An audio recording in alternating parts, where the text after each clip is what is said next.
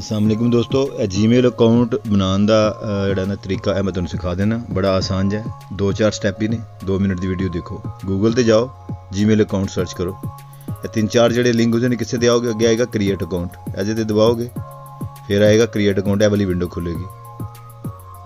उस बाद माई सैल्फ अपने वास्ते अकाउंट बनाना या कारोबार वास्ते, इत्थे तुसीं लिखोगे अपने नाम का पहला हिस्सा। मैं एक फर्जी अकाउंट लै रहा असद चौधरी, या तो इकट्ठा लिख सकते हो, थले वाले डैश पा दो या डाट पा दो, या एक और पॉसिबिलिटी है कि असद अलहदा लिखो और चौधरी। एक फर्जी जो अकाउंट है, किसी का नहीं। नैक्सट करो, फिर तुसी तारीख पैदाइश, डेट ऑफ बर्थ, पहले दिन, दूजे महीना।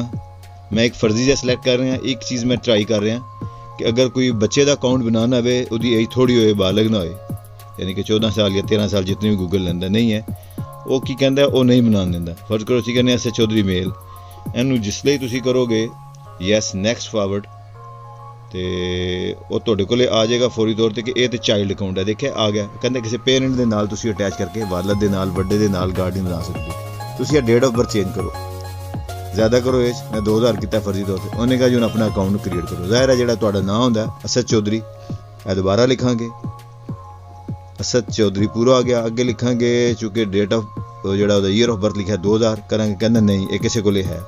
वो 2 अकाउंट थले नीले रंग दे शो करता है, इसका मतलब है कि कंप्यूटर कहता कि यह है। असीं ना लिखने पीके, इनू ट्राई करने, देखने शायद ए अवेलेबल हो। हाँ ए अवेलेबल है। हुण वो कहता है कि तुसीं पासवर्ड क्रिएट करो अपना। 8 जोड़े ने इंसियां का 8 डिजिट का तुसीं करने। असीं फर्जी करने, 1 तो लैके 8 तक गिनती लिखो, 1 2 3 4 5 6 7 8। नहीं ये वीक है, ये नहीं करेगा कभी भी। वो कहता है कि तुसीं कुछ हिंसे लिखो, कुछ ABC लिखो, तो कोई एक जोड़ा है ना उन्होंने कोई और चीज़ पाओ।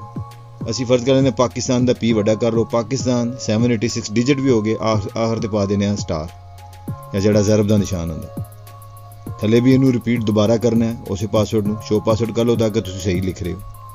देखो ना पाकिस्तान 786 और स्टार मैच करेगा तो अगे नैक्सट नू जान देगा। नैक्सट करोगे वो तुम दसेगा हाँ जी की है, हाँ जी। वो कहता कि थोड़ा अकाउंट जोड़ा ना ऐड फोन नंबर, अगर चाहो तो फोन नंबर ऐड कर लो फौरी तौर पर। स्किप की ऑप्शन भी आती है।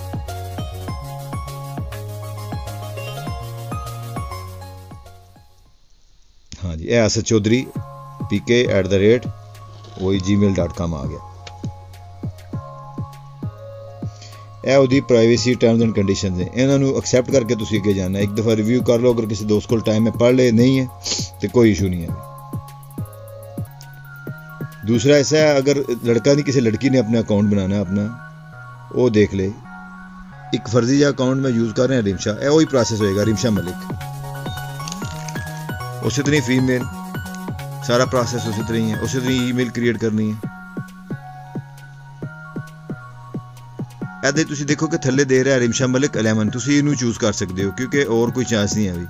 दूसरा को ट्राई करोगे नहीं, और रिमशा मलिक 11 तुसी इनू चूज़ कर लो। एक ऑप्शन ये भी होती है क्रिएट अकाउंट, तुहानू पूरा नाम मिलता है, तुसी इहदे च भी कर सकते हो। यह देखो यह कर लिया, इहदे विच भी उसी तरह पासवर्ड का है सारा सिलसिला। पासवर्ड क्रिएट करो और अपने अकाउंट ही जाके तुसी चैक कर सकते हो जिथे गूगल के अकाउंट आते हैं कि आया कि अकाउंट थोड़ा वो मोबाइल के अंदर ऐड हो गया कि नहीं। वो तुसी उत्थे देखोगे उत्थे ऐड होया वे। मैं तो एक टैंपरेरी चेक किया, फिर अपने फोन के विचों मैं उन्होंने डिलीट कर दिता। दोस्तों यह ही है, तो मैं दिखाना मेरे अपने अकाउंट ही करें। थोड़ा सॉरी दूसरे अकाउंट भी आने, वो मैं ज़रा हाइड किए ने, मैं माज़ा चाहना,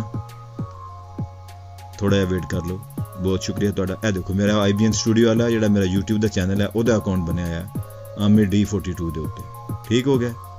तुसी दोस्तों इस तरह जाके मेरा YouTube चैनल है IBN स्टूडियो, इसनू तुसी सबसक्राइब कर सकते हो। बहुत सारी वीडियोज़ पिंड दियाँ, गाँव दियाँ, शहर दियाँ, व्लॉग्स, शायरी और न्यूज़ दी, पॉलिटिक्स, वो सारियां मैं इहदे ते चढ़ांदा रहना सारे दोस्तों वास्ते।